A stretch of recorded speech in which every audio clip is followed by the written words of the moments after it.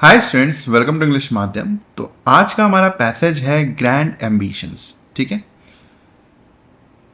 Hyper competitive business models कह रहा है कि ऐसे बिजनेस मॉडल्स जहाँ पे बहुत ज़्यादा कंपटीशन है, that dominate the economic lifes of people, जो लोगों की जो आर्थिक लाइफ है उसके ऊपर काफ़ी ज़्यादा डोमिनेंस रखते हैं, अपना काफ़ी ज़्यादा उनका प्रभाव है। हैव अनडिजायरेबल सोशल कॉन्सिक्वेंसेस कह रहा है कि इन मॉडल्स के जो ना चाहने वाले परिणाम हैं वो भी साथ साथ देखने को मिलते हैं। अनडिजायरेबल मतलब जो अनवांटेड कॉन्सिक्वेंसेस है, परिणाम हैं, वो भी देखने को मिलते हैं। The cooperative model offers an alternative, इसी वजह से क्योंकि इनके खुद में बहुत ज़्यादा परिणाम है। हाइपर कॉम्पिटिटिव बिजनेस मॉडल के परिणाम क्या हो सकते हैं? जैसे लोग सिर्फ प्रॉफिट के ही बारे में सोचते हैं, दूसरों के बारे में नहीं सोचते हैं। सिर्फ एक तरीके से वो मोनोपॉली लाना चाहते हैं मार्केट में। वो चाहते हैं कि सिर्फ उन्हीं का प्रोडक्ट बिके, उन्हीं की कंपनी आगे बढ़े। तो इससे क्या हो रहा है कि अमीर वाले और अमीर हो जा रहे हैं, गरीब वाले और जो गरीब हो जा रहे हैं। तो क्योंकि इसके खुद के अपने बहुत ही सामाजिक परिणाम हैं हाइपर कॉम्पिटिटिव बिजनेस मॉडल के, इसी वजह से जो एक अल्टरनेटिव है वो क्या है? कोऑपरेटिव मॉडल है, अल्बिट विद इट्स ओन इम्परफेक्शन। कह रहा है कि हालांकि इनके खुद के अपने भी बहुत से इम्परफेक्शन है, मतलब ये बहुत ज़्यादा परफेक्ट नहीं है। इंडियाज मिनिस्ट्री ऑफ कॉरपोरेशन कह रहा है, भारत का जो मिनिस्ट्री ऑफ कॉरपोरेशन है, विच कंप्लीटेड 5 ईयर्स ऑन 6 जुलाई, जिसने 5 साल पूरे कर लिए हैं 6 जुलाई को, इज़ अ बोल्ड एक्सपेरिमेंट, ये एक बहुत ही ज़्यादा साहसी एक्सपेरिमेंट था। In harnessing the potential of this approach, इस अप्रोच की पूरे पोटेंशियल का फ़ायदा उठाने के लिए ये जो कदम उठाया गया था कि मिनिस्ट्री ऑफ कॉरपोरेशन को बनाया गया था, ये बहुत ही ज़्यादा साहसिक एक तरीके से एक्सपेरिमेंट था। कौन सी अप्रोच? ये जो कोऑपरेटिव मॉडल ऑफिसर वाली कोऑपरेटिव मॉडल वाली जो अप्रोच है उसकी बात हो रही है। वैसे कोऑपरेटिव मॉडल होता क्या है? इसमें क्या होता है कि बहुत से लोग साथ में आते हैं, ठीक है, वो सबके लिए मतलब ऐसा काम होता है कि सबका इसमें भला हो। ऐसा नहीं होता कि सिर्फ एक ही की मार्केट हो, एक ही का भला हो, एक ही के बाद पैसा जाए। तो कोऑपरेटिव मॉडल ये होता है कि सभी का इसमें सभी का डेवलपमेंट हो। Traditionally confined largely to agriculture कह रहा है कि पहले क्या था कि ये जो कोऑपरेटिव मॉडल थे ये लिमिटेड थे सिर्फ एग्रीकल्चर तक, मतलब ये सिर्फ एग्रीकल्चर ही तक इनका काम था। Cooperatives now have the opportunity and a requirement to expand into other sectors। कह रहा है कि अब cooperatives के पास अपॉर्चुनिटी है और एक तरीके से ज़रूरत भी है कि ये दूसरी सेक्टर्स में एक्सपैंड करें, मतलब इनकी बढ़ोतरी हो। पर्टिकुलरली खासकर सर्विसेज, मतलब जो सर्विसेज होते हैं, सेक्टर होते हैं ना, प्राइमरी, सेकेंडरी, टर्शरी, तो ये जो सर्विस वाला सेक्टर है खासकर इसमें इनका एक्सपेंशन हो। Cooperatives bye there very character कह रहा है कि कॉपरेटिव्स अपने स्वभाव से आर रिलेटिवली स्मॉल स्केल, ये काफ़ी ज़्यादा छोटे होते हैं और बटे होते हैं, फ्रेगमेंटेड होते हैं। Organising them and connecting them to the broader economy, इनको ऑर्गेनाइज करना और साथ में जोड़ना इस बहुत बड़ी इकनॉमी के साथ। That disproportionately rewards hyper scalar, जो कि एक असमान तरीके से बड़ी बड़ी जो कंपनियां हैं मार्केट में उनको फ़ायदा पहुंचाती है। ये अब किसके लिए आ रहा है? ये आ रहा है ऑर्गेनाइजिंग देम और कनेक्टिंग देम के लिए। ये जो लिखा हुआ था दैट डिस्प्रोपोर्शनलिटी रिवॉर्ड्स हाइपर स्केलर, ये रिलेटिव क्लॉज था किसके लिए? इकोनॉमिक के लिए, मतलब एक तरीके से एग्जेक्टिव क्लॉज की तरह काम कर रहा था। तो कह रहा है कि ये जो ऑर्गेनाइजिंग देम और इनको कनेक्ट करना क्या है? इज़ अ बैलेंसिंग इंटरवेंशन, मतलब एक तरीके से चीज़ों को बैलेंस करना। कैसे?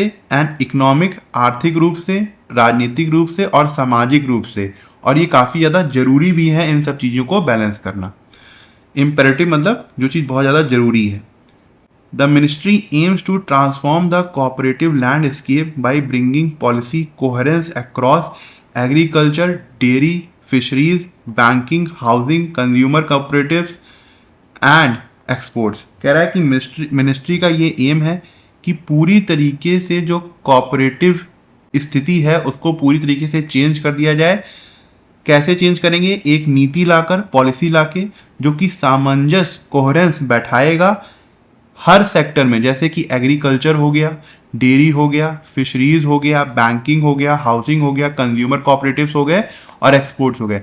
मतलब ऐसी पॉलिसी लाई जाएगी ताकि ये जो कोऑपरेटिव्स हैं ये पूरी तरीके से ट्रांसफॉर्म हो सकें, बदल सकें और हर सेक्टर में काम कर सकें, चाहे वो एग्रीकल्चर हो गया, dairy, fisheries, banking, housing, cooperative, ये कंज्यूमर कोऑपरेटिव या एक्सपोर्ट्स। दिस रिक्वायर्स कोलैबोरेशन, इसमें चाहिए क्या होगा, एक कोलैबोरेशन चाहिए होगा कि स्टेट और नेशनल फेडरेशन, मतलब जो राज्य सरकार है वो मिलकर काम करें। कैपेसिटी बिल्डिंग, कैपेसिटी बिल्डिंग का मतलब स्किल को बनाना, स्किल को बनाने के लिए जो इंफ्रास्ट्रक्चर चाहिए उसको बनाना, मतलब हर तरीके से डेवलपमेंट हो पूरी तरीके से। हमें जो हमारे पास जो एक तरीके से वर्क कैपेसिटी है, वर्केबल जो हमारे पास फोर्स है, उसको अच्छा करना, उसको स्किल्ड करना, फिर स्किल अच्छा करने के लिए इंफ्रास्ट्रक्चर बनाना, पैसे डालना, तो हर चीज़ करना, तो ये होती है capacity building. Wise use of digital technology, बहुत सही तरीके से डिजिटल टेक्नोलॉजी का इस्तेमाल करना, और साथ ही साथ मार्केट लिंकेजेस, जितनी भी मार्केट के लिंकेज हैं उनका भी बहुत अच्छी तरीके से इस्तेमाल करना। प्राइमरी एग्रीकल्चर क्रेडिट सोसाइटीज़, कह रहा है कि ये जो प्राइमरी एग्रीकल्चर क्रेडिट सोसाइटीज़ थी are the foundation of rural cooperative, इन्हीं के बेसिस के ऊपर ये जो रूरल कोऑपरेटिव्स हैं वो बनी हुई हैं। Through a reformed legal framework, कह रहा है कि ये जो कानूनी सिस्टम में जो चेंज आया है उसके जरिए they have been empowered to undertake over 25 business activities, तो ये जो कोऑपरेटिव सोसाइटीज़ हैं इनको एक तरीके से ताकत दे दी गई है कि ये अब 25 बिजनेस एक्टिविटीज़ में पार्ट ले सकते हैं। Transforming them into multi faceted institution, multi faceted का मतलब क्या होता है कि जो अलग अलग तरीके के काम कर सकें, जिनके एक तरीके से ऑलराउंडर की तरह काम कर सकें।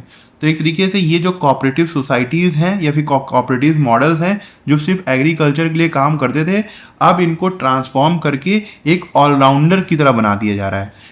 Delivering many economic services in rural India, इससे होगा क्या कि ये बहुत सी जो आर्थिक सर्विसेज हैं वो रूरल इंडिया में प्रोवाइड करेंगी। The ministry has facilitated new national level multi state cooperative societies, कह रहा है कि मिनिस्ट्री ने एक तरीके से जो नई national level multi state cooperative societies हैं उनको बनाने में चीज़ों को आसान किया है। Expanding market access for members, और उनके मेंबर्स के लिए जो मार्केट का एसेस है, पहुंच है, उसको बढ़ाया है। And strengthening cooperative value chains, और जो कोऑपरेटिव वैल्यू चेन है या फिर नेटवर्क सप्लाई है उसको मजबूत किया है, चाहे वो प्रोडक्शन से ग्लोबल मार्केट तक क्यों ना हो। Cooperative enterprises are being encourage to grow and compete, कह रहा है कि जो कोऑपरेटिव कंपनीज हैं, इंटरप्राइजेज हैं, जो इतनी भी जो काम कर रही हैं मिलकर, उनको सरकार एक तरीके से मोटिवेट कर रही है कि वो आगे बढ़ें और कॉम्पीट करें मार्केट में। And a national cooperation policy is in the making, और इसीलिए इनके लिए जो राष्ट्रीय कॉपरेशन नीति है वो भी बनाई जा रही है। बट देयर आर चैलेंजेस, लेकिन साथ ही साथ समस्याएं भी हैं। अमिड द अपॉर्चुनिटीज़ के बीच में corruption and inefficiency eroded the potential of India's cooperative sector, कह रहा है कि देश में जो करप्शन है और इनएफिशिएंसी है उसने भारत का जो कोऑपरेटिव सेक्टर है उसके हम पूरी तरीके से उसके पोटेंशियल को यूज़ नहीं कर पा रहे हैं, मतलब उसकी जो क्षमता है 100% हम पूरी तरीके से उसको यूज़ नहीं कर पा रहे हैं। And the fear of local communities and state losing control of cooperatives to a national level mechanism needs to be resolved, कह रहा है कि जो डर है लोकल कम्युनिटीज़ का, मतलब लोकल लोगों का, और जो सरकारें हैं, राज्य सरकारें हैं उनका, कि उनके पास जो कॉपरेटिव सेक्टर का कंट्रोल था अपने स्टेट में या अपने लोकल कम्युनिटीज़ में, वो एक तरीके से केंद्र सरकार के हाथों खो जाएगा। नेशनल लेवल मैकेनिज्म मतलब जो केंद्र सरकार का सिस्टम है उसके हाथों खो जाएगा। उस डर को भी शांत करना, असॉल्व करना, मिटिगेट करना जरूरी है। The task is in finding the sweet spot of consolidation and decentralisation, कह रहा है कि टास्क ये है कि एक परफेक्ट स्पॉट ढूंढना कंसोलिडेशन और डिसेंट्रलाइजेशन के बीच में, मतलब जो पहले चीज़ें बटी हुई थी अब बाद में कंसोलिडेट कर दी जा रही है, मतलब मर्ज कर दी जा रही है, मिला दी जा रही है, तो इसके बीच में एक बैलेंस होना चाहिए। लोकलाइजेशन एंड नेशनलाइजेशन, कह रहा है कि पहले चीज़ें लोकलाइज थी, मतलब जो लोकल लोग थे उनके कंट्रोल में थी। अब जो है सरकार, जो केंद्र सरकार है वो इंटरवेन कर रही है, वहाँ पे नेशनलाइजेशन मतलब ये तरीके से जो सरकारी जो केंद्र सरकार का कंट्रोल है वो ज़्यादा आ रहा है, तो इसके बीच में भी एक बैलेंस होना चाहिए। ऐसा ना हो कि सब कुछ केंद्र सरकार के पास चले जाए, लोगों के पास कुछ रह ना जाए। टेक्नोलॉजी और ह्यूमन लेबर के बीच में भी एक परफेक्ट स्पॉट होना चाहिए। मतलब टेक्नोलॉजी भी एक तरीके से बैलेंस रूप से हमें यूज़ करनी है और साथ ही साथ जो हमारा ह्यूमन लेबर है उसको भी यूज़ करना है, ताकि हम इस सेक्टर को बूस्ट कर सकें, बढ़ा सकें। Union home minister Amit Shah who hold the portfolio, कह रहे हैं कि यूनियन होम मिनिस्टर जो है अमित शाह है, जिनके पास ये मिनिस्ट्री है, पोर्टफोलियो मतलब ये विभाग है, ये मिनिस्ट्री है, इस पुशिंग द कोऑपरेटिव सेक्टर, वो भी काफ़ी ज़्यादा पुश कर रहे हैं इस कोऑपरेटिव सेक्टर को to expand into production and marketing, ताकि इस कोऑपरेटिव सेक्टर का जो फैलाव है वो प्रोडक्शन और मार्केटिंग तक फैल सके। Beyond agriculture credit and input facilitation, कह रहा है कि पहले क्या काम था कोऑपरेटिव सेक्टर का कि एग्रीकल्चर में लोन देना, है ना, या फिर खाद हो गई या और भी चीज़ें हो गई, उसको पाने के लिए, इनपुट देने के लिए सहायता प्रोवाइड करना किसानों की। तो कह रहा है कि उसके अलावा भी अब जो होम मिनिस्टर हैं या मिनिस्ट्री है वो ये चाहती है कि जो कोऑपरेटिव सेक्टर है वो प्रोडक्शन और मार्केटिंग वाली फील्ड में भी जाए, which could help mitigate the sectors endemic crisis, जिससे होगा क्या कि सेक्टर में जो समस्याएं आ रही हैं, एंडेमिक मतलब उससे रिलेटेड जो समस्याएं आ रही हैं उसको कम करने में या शांत करने में सहायता मिलेगी। अब well coordinated yet federated, well coordinated का मतलब ये है कि ऑर्गेनाइज होना चाहिए सही तरीके से, येट फेडरेटेड का मतलब है कि यूनाइटेड होना चाहिए, एक ही ग्रुप में होना चाहिए। एक cooperative sector can offset the social, environmental and political cost of global capitalism, तो जो दुनिया भर में कैपिटलिज्म वाला मॉडल है उससे होने वाले जो सामाजिक, इन्वायरमेंटल और राजनीतिक नुकसान है, ये कोऑपरेटिव सेक्टर उसको ऑफसेट कर सकता है, मतलब उसको उसकी भरपाई कर सकता है। Which is the default model of the economy, ये बता रहा है कैपिटलिज्म के बारे में कि ज़्यादातर कंट्री में जो डिफ़ॉल्ट मॉडल है आर्थिक स्थिति का वो यही है, यही डिफ़ॉल्ट मॉडल है इकोनॉमी का। Government and business leaders worldwide are viewing cooperatives with renewed interest, कह रहा है कि चाहे वो गवर्नमेंट हो गए या बिजनेस लीडर हो गए दुनिया भर में, वो इस कॉपरेटिव सेक्टर को दोबारा से जन्मे रिन्यूड इंटरेस्ट के साथ इसको देख रहे हैं। As the pitfalls of hyper capitalism become pronounce, क्योंकि ये जो एक तरीके से रिस्क है, पिटफॉल्स का मतलब जो है कि ड्रॉबैक है किसका, हाइपर कैपिटलिज्म का, वो अब एकदम क्लियर है, वो सबको पता चल गया है कि इसके क्या क्या नुकसान है। India can develop its cooperative sector as a global model, कह रहा है कि भारत जो है वो अपना कोऑपरेटिव सेक्टर डेवलप कर सकता है और दुनिया के सामने एक तरीके से एग्जाम्पल रख सकता है। The passage is primarily concern with, कह रहा है कि ये पैसेज है किसके बारे में, the political achievements of union home minister Amit Shah, इनकी राजनीतिक अचीवमेंट क्या है अमित शाह की, नहीं। द स्ट्रक्चरल रिफॉर्म मतलब पूरे सिस्टम ढांचे में चेंज लाना, and cross sectoral expansion of cooperatives, और ये कोऑपरेटिव सेक्टर का अलग अलग सेक्टर में उसका एक्सपेंशन करना। तो ठीक है, बी आंसर है हमारा। The historical origin of primary agriculture credit societies, कैसे ये PACS इनका कहाँ से ओरिजिन है, ये नहीं। The global environmental consequences of hyper competitive capitalism, नहीं। तो बी हमारा आंसर है। ऑथर का प्राइमरी ऑब्जेक्टिव क्या है इस पैसेज को लिखते वक्त, एनालाइज द स्ट्रेटजिक एक्सपेंशन, ये एनालिसिस करना कि किस तरीके से ये जो रणनीतिक एक्सपेंशन है, एक्सपैंड किया जा रहा है, एंड स्ट्रक्चरल इंटीग्रेशन नीडेड, कि एक जो ढांचे का है उसको इंटीग्रेट करना, जोड़ना कितना ज़्यादा ज़रूरी है अगर हमें भारत के कोऑपरेटिव सेक्टर को ट्रांसफॉर्म करना है, बदलना है, किसमें, एक viable alternative to global capitalism, कि हम एक तरीके से उसको अल्टरनेटिव बना सकें ग्लोबल कैपिटलिज्म का। तो यही ऑब्जेक्टिव था, तो यही हमारा आंसर है।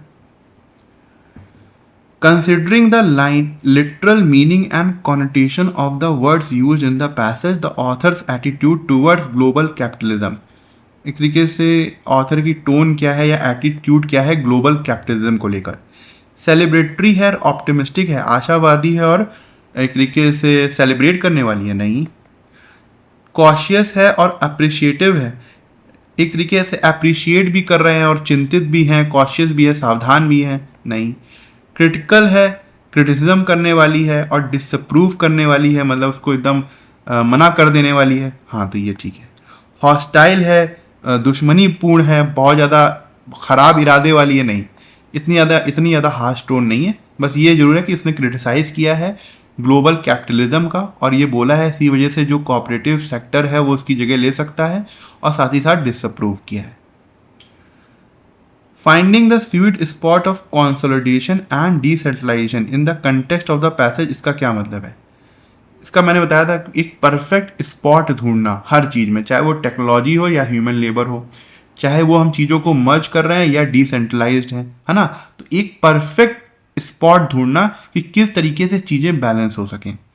Identifying a precise operational equilibrium that preserve local autonomy while maximising organisational scale. ठीक है, कह रहा है कि ये पहचानना कि कौन क्या चीज़ सबसे परफेक्ट बैलेंस होगा जिससे हम लोगों की जो ऑटोनॉमी है, फ्रीडम है, उसको भी बरकरार रखें, और ये जो तुम्हारा ये क्या कहते हैं कोऑपरेटिव सेक्टर है इसको भी बढ़ा सकें। तो ये जो है एकदम करेक्ट है। Physically shifting rural credit centre, physically नहीं शिफ्ट करना है कहीं भी। Establishing a uniform centralized legal framework that strips state level federation of political influence। कह रहा है कि एक ऐसा कानूनी सिस्टम बनाना जिससे जो स्टेट लेवल फेडरेशन है, मतलब उसके जो राजनीतिक अधिकार हैं स्टेट गवर्नमेंट के, वो उससे छीन ले, ऐसा नहीं है।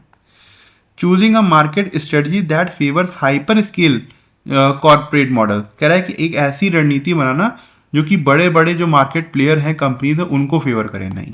तो ये हमारा आंसर है। क्वेश्चन 5 देखो, ये किस तरीके का सेंटेंस है? सिंपल है, कंपाउंड है, कॉम्प्लेक्स है, कंपाउंड कॉम्प्लेक्स है। The ministry has facilitated new national level multi state cooperative societies expanding market access for members and strengthening cooperative value chains from production to global market. Subject क्या है? Ministry है। Main क्या work क्या है? Facilitated है। Facilitated new national level multi state cooperative societies expanding market access for members and strengthening. एक तरीके से ये क्या है? ये पार्टिसिपल फ्रेज है जो कि एक्स्ट्रा इन्फॉर्मेशन दे रहा है। यहाँ पे कहीं पे आपको सब्जेक्ट नहीं दिखेगा, वहीं वर्ब नहीं दिखेगा। तो एक तरीके से यहाँ पे सिर्फ एक ही क्लॉज है जो कि इंडिपेंडेंट क्लॉज है। तो ऐसे सेंटेंस को हम क्या बोलते हैं? सिंपल सेंटेंस, जिसमें सिर्फ एक ही इंडिपेंडेंट क्लॉज होता है। कॉम्प्लेक्स सेंटेंस में 2 इंडिपेंडेंट क्लॉज होते हैं, ठीक है, जिसमें हम फॉर, एंड, नॉर, बट, और, येट, सो से जोड़ते हैं। कॉम्प्लेक्स सेंटेंस में क्या होता है कि एक डिपेंडेंट क्लॉज होता है जो कि इंडिपेंडेंट क्लॉज से जुड़ा होता है, जिससे हम बिकॉज, ऑल दो, सिंस के साथ यूज़ करते हैं, तो ये भी नहीं होगा। और कंपाउंड कॉम्प्लेक्स में तो एटलीस्ट 2 इंडिपेंडेंट और 2 डिपेंडेंट क्लॉज होने चाहिए, तो ये भी नहीं होगा। तो बेस्ट क्या है हमारा? ए है। ये आज का क्लोज टेस्ट है, ठीक है, एक बार पढ़ के देखो। तो स्टार्ट करते हैं। Vidur is regarded as the very dash of dharma. कह रहा है कि जो विदुर थे वो एक तरीके से धर्म के प्रतीक थे। ही कॉन्स्टेंटली कंटेम्पलेटेड राइचुअसनेस, वो हमेशा सदाचार के ही बारे में सोचा करते थे। सॉट ओनली द ट्रुथ, हमेशा सच्चाई को ही ढूंढा करते थे। And walked unwaveringly on the path of virtue, और सच्चाई के रास्ते में बिना डगमगाए वो चलते रहते थे, ठीक है। क्या होना चाहिए? As the very object of dharma. Object of dharma का क्या मतलब है? कोई मतलब नहीं है। आउटलाइन, आउटलाइन मतलब बाहरी रेखा। इम्बॉडीमेंट का मतलब होता है एक तरीके से अवतार थे धर्म के, मीनिंग आ रहा है। एलिमेंट का भी कोई मतलब नहीं है। तो बेस्ट क्या होगा यहाँ पर? सी होगा, embodiment of dharma. Among all the elders in the Kaurava court, कह रहा है कि कौरव की राजसभा में सभी बड़ों के बीच Vidur alone dashed to speak out for justice when Draupadi was publicly humiliated. In contrast, even great scholars and revered elders such as Bhishma and Drone remained silent. कह रहा है कि सिर्फ विदुर ही थे जो अकेले न्याय के लिए बोल पड़े थे जब द्रौपदी का हर जगह अपमान हो रहा था पब्लिकली, और उसके विपरीत ही जो बड़े बड़े विद्वान थे और सम्मानीय लोग थे जैसे भीष्म और द्रोणाचार्य, वो चुप रहे थे। क्या होना चाहिए यहाँ पे? जो पूरा पैराग्राफ है वो किस में? पास्ट में है, तो डेयर्स आएगा नहीं। डेयरिंग का यहाँ कोई मतलब नहीं है, कोई प्रेजेंट पार्टिसिपल तो चाहिए नहीं हमको। जब विदुर अकेले थे तो भाई प्लूरल वर्ब आएगी नहीं, तो यहाँ पे क्या है? डेयर्ड होगा, क्योंकि सिंपल पास्ट में ही पूरा पैसेज चल रहा है। तिरुकुदंथई doctor Venkatesh said in a discourse that Vidur possessed absolute devotion to Lord Krishna and explained that at the conclusion of Krishna's earthly dash As the Lord prepared to return to Vaikunth, his divine abode, his thoughts were filled with affection for Vidur. कह रहा है कि तिरुकुंदथई doctor Venkatesh उन्होंने अपने भाषण में कहा कि जो विदुर थे एक तरीके से उनके अंदर भगवान कृष्ण को लेकर बहुत ज़्यादा भक्ति थी, और जब भगवान अपना मतलब जो उनका जो जिस वजह से वो इस अर्थ में आए थे, धरती में आए थे, तो जब उनका सब कुछ काम कंक्लूड हो रहा था, फिर जब वो तैयारी कर रहे थे वैकुंठ धाम पहुंचने की, जो कि उनका घर है, डिवाइन अबोर्ड मतलब अबोर्ड का मतलब होता है होम, तब उनका जो विचार थे वो एकदम विदुर के लिए अफेक्शन से भर गए थे। फ्रॉम दिस इससे हमें पता लगता है, वी कैन अंडरस्टैंड, हम समझ सकते हैं that Vidur had a special place in lord Krishna's heart, कि विदुर की जो जगह थी भगवान कृष्ण के हार्ट में बहुत ही ज़्यादा स्पेशल थी। क्या होना चाहिए? कृष्णाज अर्थली जनरेशन, जनरेशन का क्या मतलब है? पीढ़ी का। हिस्ट्री इतिहास का कोई मतलब नहीं है, एडवेंचर का कोई मतलब नहीं है। इनकारनेशन मतलब जो उन्होंने जन्म लिया था भगवान के रूप में, या धरती में जो उन्होंने इंसान के रूप में जन्म लिया था, तो वही है कृष्णाज अर्थली इनकारनेशन। तो डी हमारा करेक्ट आंसर है।